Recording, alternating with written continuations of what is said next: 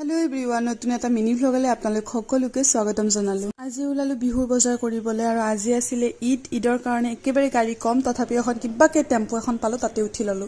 তাৰপিছতে জালুকবাৰীৰ পৰা বাছত উঠিলো। ইয়াহি আদাবাৰীত নামিলো আৰু আদাবাৰীত নামি সিটি কাৰ্ডখন খুমালো তাতেও কিবা কিবি ললো আৰু তাৰ পৰা ওলাই মিলি আমি ডাইৰেক্ট আহিলো ফেন্সি বজাৰলৈ।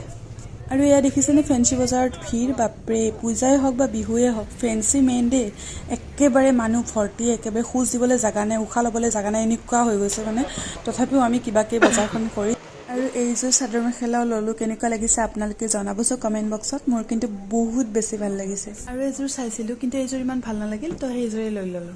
গাড়ী যে কিমান কম ফাইনেলি ঘৰটো কিবাকে 9 বজাত হলেও যে আহি পালো সেইটোৱে টেনচন ফ্ৰী পুৰা।